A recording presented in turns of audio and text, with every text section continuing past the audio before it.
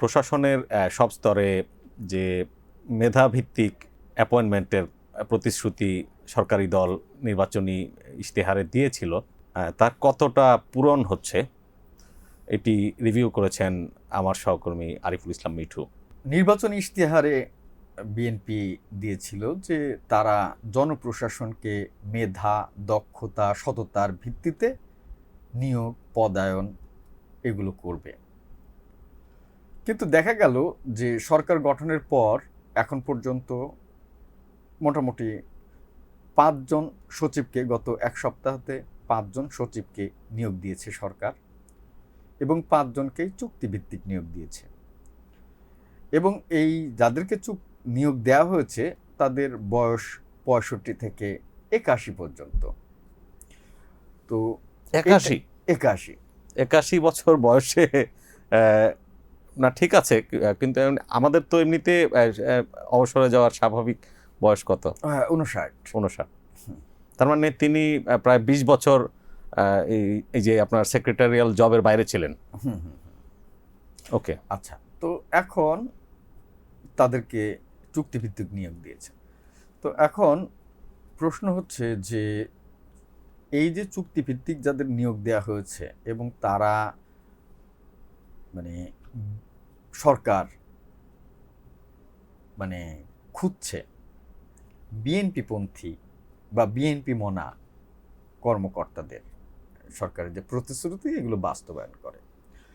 কিন্তু দেখা যাচ্ছে যে এখন পর্যন্ত আমরা দেখেছি যে 23 তারিখে 9 জন সচিবকে, অন্তর্বর্তীকালীন সরকারের সময় চুক্তিভিত্তিক নিয়োগ পাওয়া 9 জন সচিবকে তাদের চুক্তি বাতিল করে এবং আরও 3 জন সচিবকে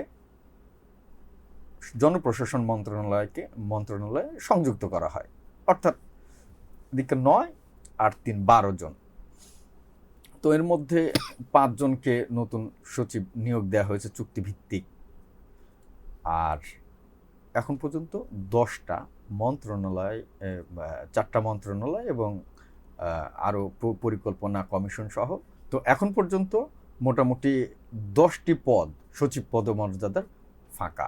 তার মানে এখন পর্যন্ত দিতে পারে না গত 2 সপ্তাহে।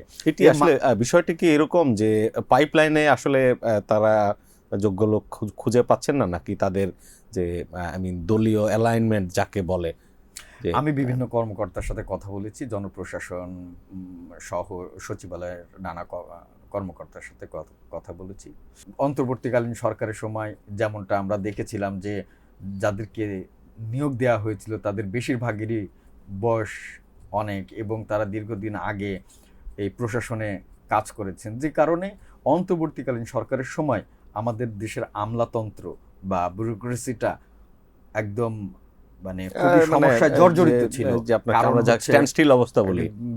জর্জরিত ছিল কারণ হচ্ছে যে আধুনিক যে ব্যুরোক্রেসি এখন হয়েছে, যেটা অনেকটা প্রযুক্তি নির্ভর এবং গত 20 বছর থেকে এখন অনেক অ্যাডভান্স হয়েছে কাজের দিক, পলিসি দিক থেকে, নানা দিক থেকে।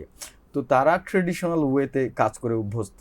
তো তারা আসলে কতটুকু ডেলিভারি দিতে পারবেন, এইটা একটা বড় প্রশ্ন, ব্যুরোক্রেসির জায়গা থেকে, এই কর্মকর্তাদের নিয়োগের দিক থেকে। আরেকটা ব্যাপার হচ্ছে যে বিএনপি যে তাদের নির্বাচনী ইশতেহারে বলেছিল যে দক্ষতা, সততা এবং যোগ্যতার ভিত্তিতে নিয়োগ দেওয়া হবে, ওইটা এখন পর্যন্ত বড় পদে, সচিব পদে এই গত 2 সপ্তাহে দেখা যায় নাই আর কি। হ্যাঁ, এটা একটা ব্যাপার। তার ফলে আগামীতে কি হবে এটা একটা ব্যাপার। তো কয়েকজন এক্সপার্টের সাথে আমি কথা বললাম যারা জনপ্রশাসন, লোক প্রশাসন নিয়ে গবেষণা করেন। তো তারা বলছেন যে সরকার আসলে তাদের আস্থাভাজনদেরকেই খুঁজবে, এটা একটা স্বাভাবিক ব্যাপার। কারণ তারা চাইবে না যে তাদের প্রতিশ্রুতিগুলো বা তাদের যে কাজকর্মে কেউ বাধা দিক বা কোনোভাবে সেটাকে মিসহ্যান্ডেল করুক, এরকম চায়।